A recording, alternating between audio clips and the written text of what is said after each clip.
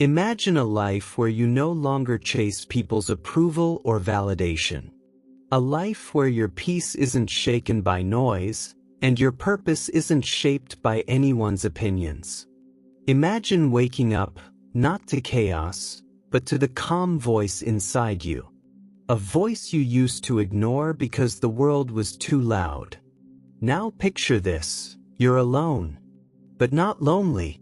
You've let go of what no longer serves you, and in that silence, something wakes up inside you. Clarity, strength, truth. Buddhism teaches us that real change doesn't begin when we're surrounded by others. It begins in solitude, where your soul finally gets space to breathe. This is your path to healing. This is how you rebuild on your own. And it starts now, with 12 Buddhist lessons to reshape your mind, renew your spirit, and reconnect you to your true self. 1. Let go of the need to control everything. Most of our suffering comes from trying to control things we were never meant to control. We want people to act a certain way. We expect life to follow our plan. And when it doesn't, we feel anxious, frustrated, or defeated. But the truth is, you can't control what others say, think, or do. You can't control outcomes, timing, or the twists of fate. Life is unpredictable. People are imperfect. Pain doesn't come from what happens to us. It comes from being attached to how we think it should happen. As Buddha said, you only lose what you cling to. The more tightly you hold on to expectations, the more you suffer when they aren't met. But when you loosen your grip, something shifts. You start to see life as it really is, not how you wanted it to be. Let go of the need to fix everything. Let go of needing everything to be perfect. Let go of resistance. That's not weakness, it's wisdom. Because now your energy goes into the one thing you can control, your response. And that's where your power lives, not in controlling life, but in how gracefully you face it. 2. Be with yourself, not your distractions. In today's world, it's easy to run from yourself. The second you feel sadness, boredom, or discomfort, you reach for a screen, a song, a video, a conversation. These things seem harmless, but over time they build a habit of avoiding your own presence. You start fearing silence. You resist stillness. And slowly, you become a stranger to yourself. Buddhism teaches that healing begins when you stop running from yourself and start sitting with yourself. Why is that important? Because beneath the noise, there is truth. Beneath the discomfort, there is clarity. Those quiet emotions, sadness, guilt, longing, aren't trying to break you. They're trying to guide you. When you sit alone without your phone, without texting someone, without drowning your thoughts with noise, you finally hear what your soul's been saying all along. You realize you're not empty, just ignored. You're not broken, just unheard. So sit with yourself, not as punishment, but as a return. Let the silence be awkward. Let the feelings rise. Observe them like passing clouds, without judgment. Because the moment you stay present with yourself, without needing anything to escape into, you begin to remember who you really are. And that is where transformation begins. 3. Accept the pain that helps you grow. Most people run from pain. It's natural. We think pain is bad, something to fix or escape. But in Buddhism, pain isn't the enemy. It's a message. It's a mirror. It's the crack where light enters your soul. The truth is, growth doesn't feel like comfort. It feels like loss, confusion, like everything is falling apart. But just like a seed has to break before it becomes a tree, you have to let old parts of you break, so you can become someone new. Pain isn't here to punish you. It's here to reshape you. When you sit with your pain, instead of numbing it or running away, you begin to understand its wisdom. That heartbreak? It showed you what you truly care about. That failure? It gave you strength you didn't know you had. That silence? It brought you face to face with what needs healing. You can't rebuild yourself if you always hide from what hurts. So shift the question. Instead of, why is this happening to me? Ask, what is this trying to teach me? That shift turns pain into power. The most peaceful people aren't the ones who never suffered.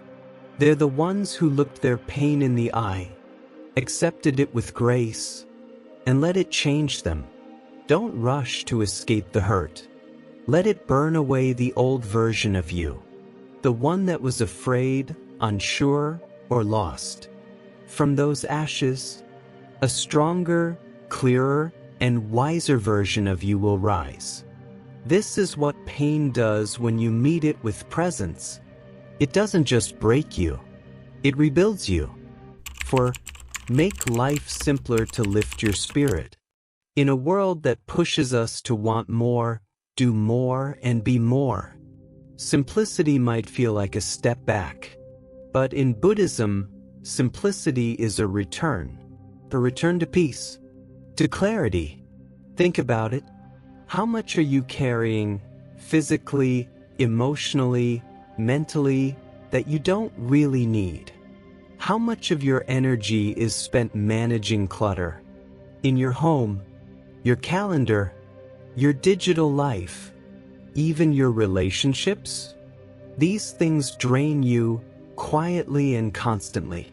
Buddha taught that desire causes suffering.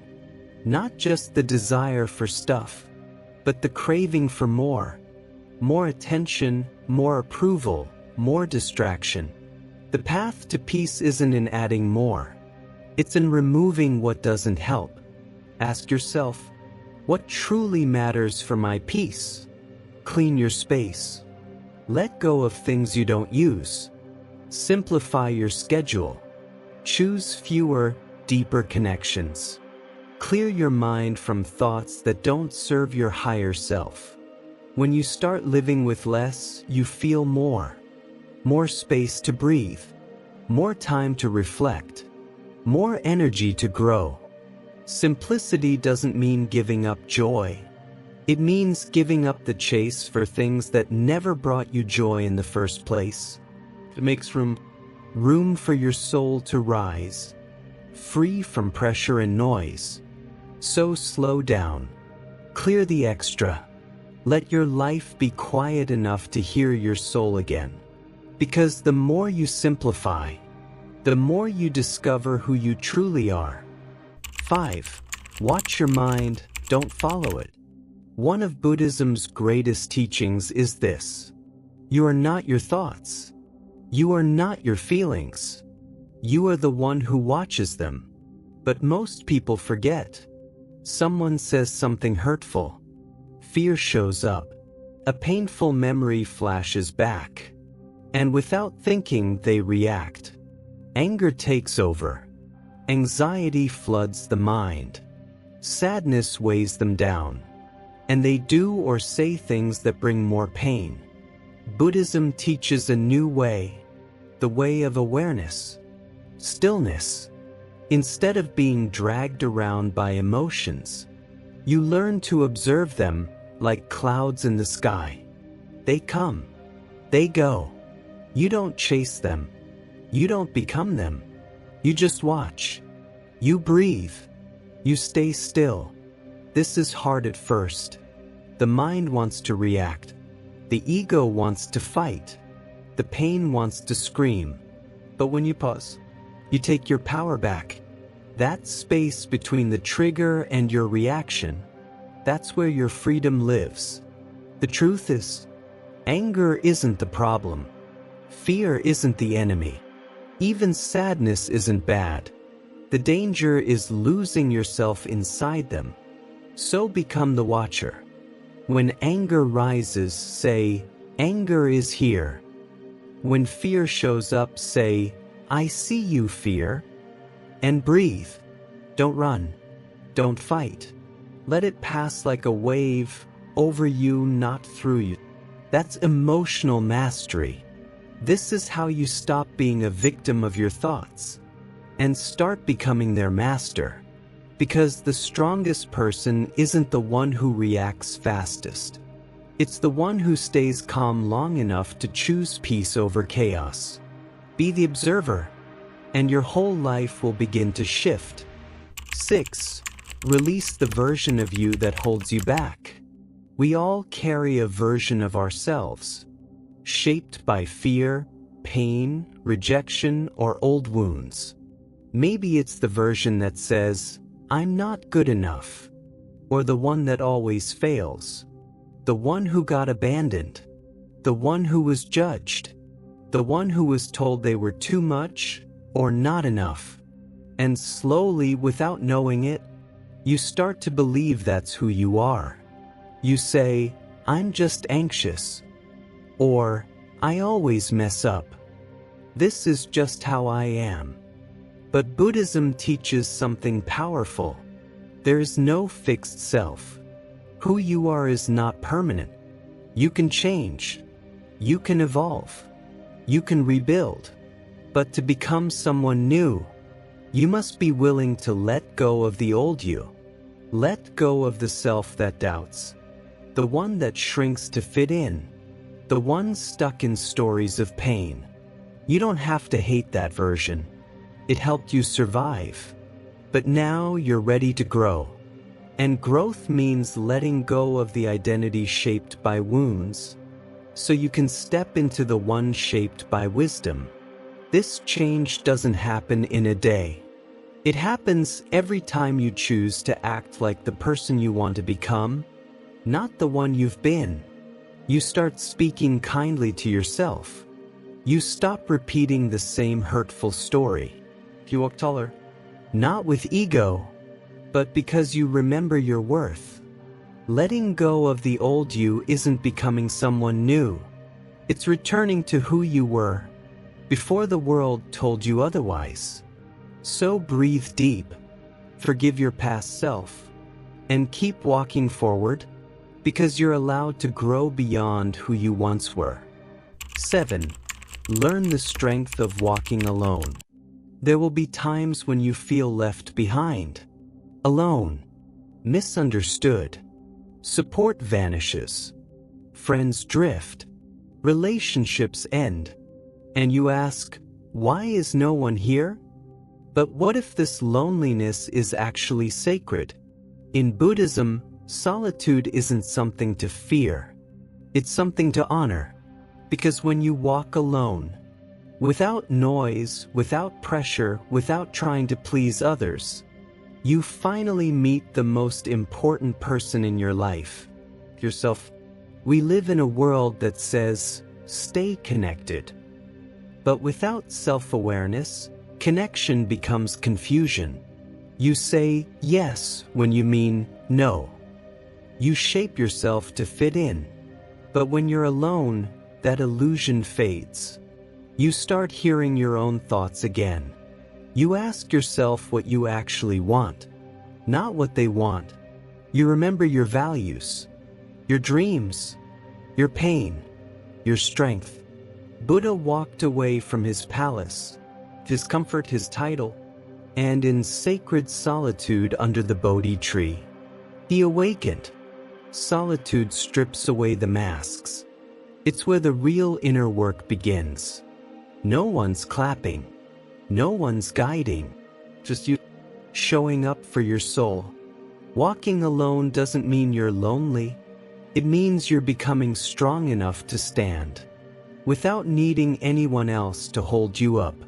When you can walk your path without applause, when you're at peace without people around, when you enjoy your own company like a friend, that's when you know you're becoming whole.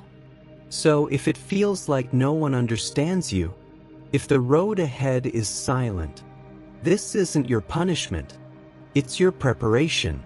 Because those who learn to walk alone eventually lead themselves to the most powerful place of all, inner peace. 8. Choose mindfulness, not multitasking. In today's world, we praise multitasking. The more you juggle, the more valuable you seem.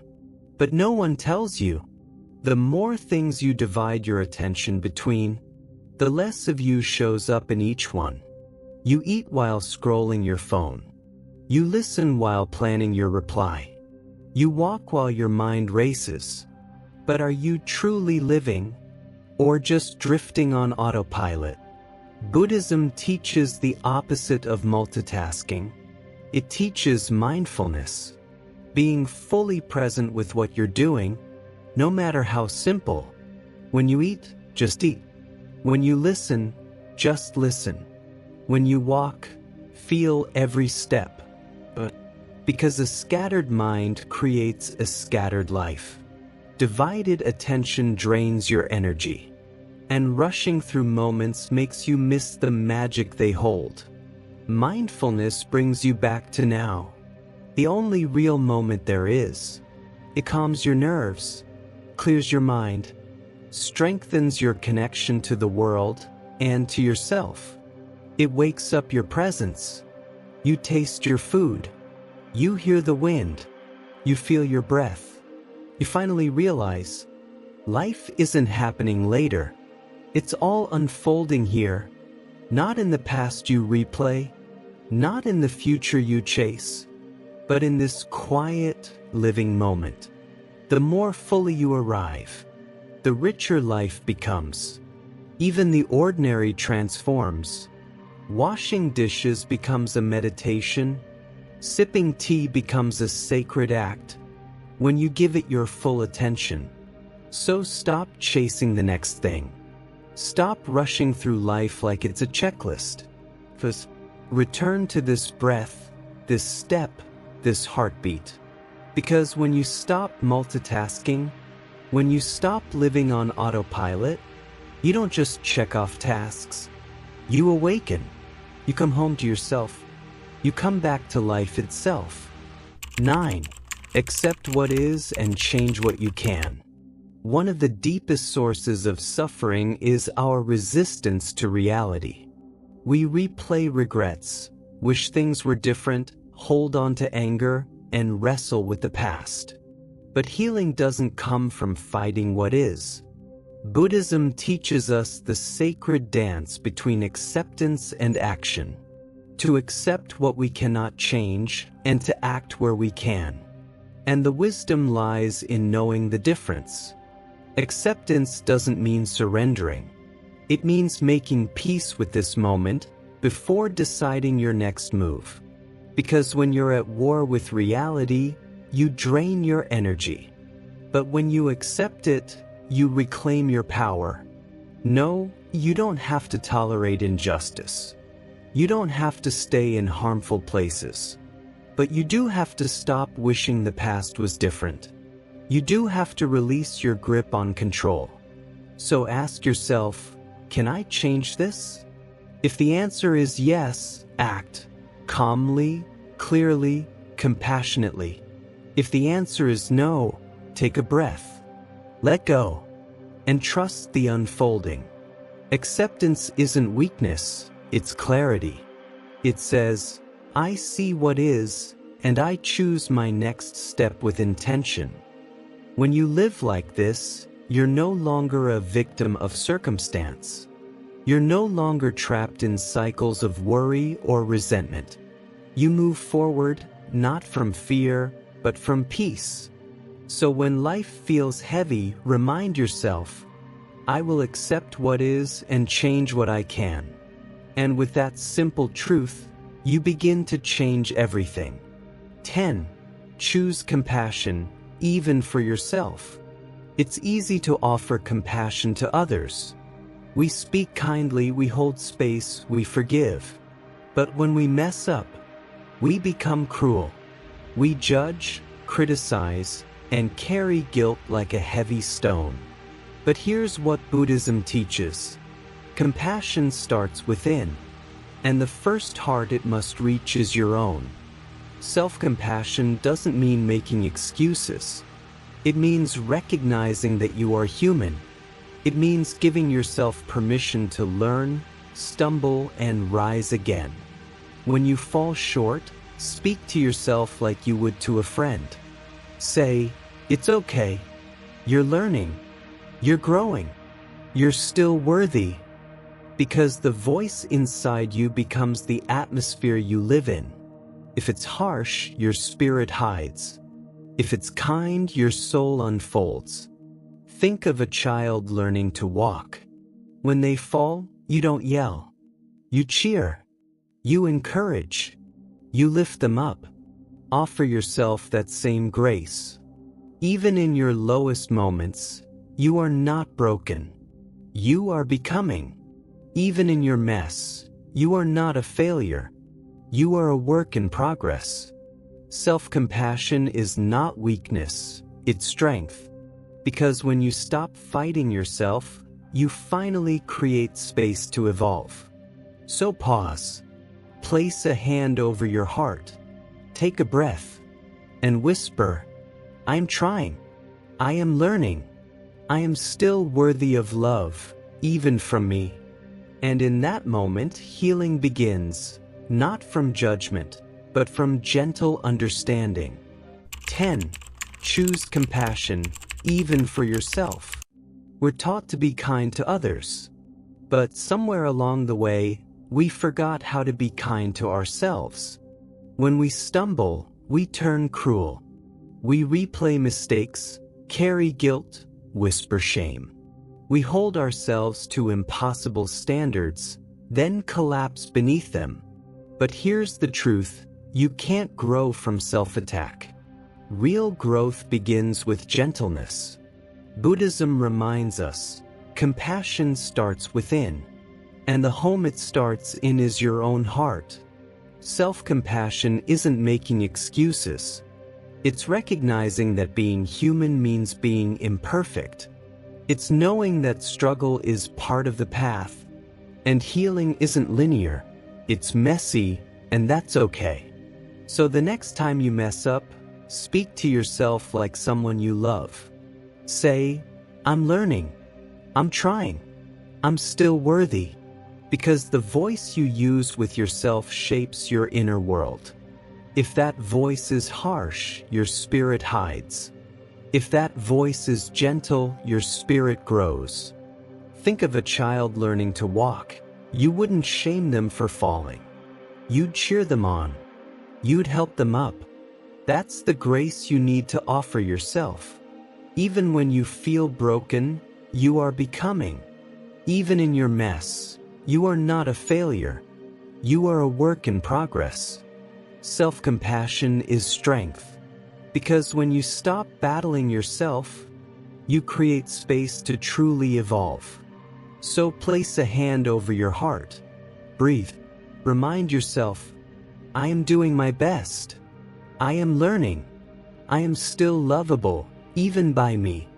And in that moment, real change begins. Not through pressure, but through presence. Not through force, but through kindness. Step by step. Breath by breath. 11. Break the cycle by breaking the thought. Thousands of thoughts pass through your mind each day. Some lift you up. Some weigh you down. And many, without your awareness, are quietly shaping your entire life. Thoughts like, "I'm not enough. I always fail. No one understands me." They may seem harmless, but repeated often enough, they become beliefs. And your beliefs? They shape your actions, your energy, your future. Buddhism teaches, we are what we think. With our thoughts, we shape the world. If your thoughts are fearful, life becomes something to avoid. If your thoughts are angry, the world feels like a battle. If your thoughts are rooted in lack, you never feel like you or what you have is enough. But here's the truth. Thoughts are not facts. They're habits. They're old patterns. They can be changed. The first step? Awareness. When a painful thought arises, pause. Don't obey it. Don't argue with it. Just notice it. Is this thought true? Is it helpful? Is it leading me to who I want to be? Most of the time, you'll find it's just an echo of an old story. Not truth, just familiarity. And when you catch it, you break the cycle. Then you replace it, not with fake positivity, but with conscious truth. Instead of, I always mess up, try, I've made mistakes, but I've also grown. Instead of, I'll never change, say, I've already changed in ways I never thought I could. Instead of, I'm too late, remind yourself, this is the perfect place to begin. This is not wishful thinking. This is mental training. Just like your body needs healthy food, your mind needs healthy thoughts. And it takes time. These loops were built through pain, pressure, and repetition. So be patient. Every time you notice a harmful thought, you weaken its hold. Every time you choose a new one, you build a new path. This is neuroplasticity, and Buddhism has known its power for centuries. So practice. Sit in stillness. Observe your mind. Catch the loops. Challenge the lies. Choose your thoughts with love. Because when your thoughts change, your beliefs shift. When beliefs shift, your energy transforms. And when your energy transforms, your life begins to bloom. 12. Return to the breath. In chaos, in confusion, in fear, there is always one anchor. Your breath. It sounds simple, but it is profound. In Buddhism, the breath is not just oxygen. It's presence. It's peace. It's the bridge between your mind, body, and spirit. When your mind races, return to your breath. When fear takes over, return to your breath. When you feel lost, return to your breath. Your breath doesn't exist in the past or future. It only lives here. And so do you. Close your eyes. Inhale slowly. Now exhale. Feel the shift? That's your nervous system softening. Your mind quieting. Your body remembering, I am safe. Buddhist monks have used breath as a gateway to clarity for centuries. Not because it's trendy, but because it works. Science now agrees. Mindful breathing lowers stress, boosts clarity, strengthens the immune system. But beyond the data, it reconnects you to life. The first thing you did was breathe. The last thing you'll do is exhale. And in between, each breath is an invitation to begin again. So when life gets loud, pause. Place a hand on your heart. Breathe. Let your breath be your teacher, your prayer, your sanctuary. Because when you master the breath, you master the mind. And when you master the mind, you become free. In a world that rushes you to do more, be more, prove more, Buddhism invites you to slow down, to sit, to listen, to go inward. Transformation doesn't start in noise. It starts in stillness, in silence, in your choice to meet yourself with kindness. These 12 teachings aren't just ideas. They're invitations to accept the present, to clear the clutter, to choose compassion, to return to your breath. You are not behind. You are awakening, not broken, but becoming. So walk gently, breathe deeply, and trust this quiet becoming. Because the most powerful version of you is found not in the crowd, but in the stillness when you choose to rise again. If these words touched something deep inside you, share your thoughts in the comments. We'd love to hear your journey. If you found peace or strength in these words, please like this video and share it with someone who might need it today. Your support helps us spread more light, more wisdom, and more compassion in a world that truly needs it. Until next time, stay mindful, stay strong, and never stop growing.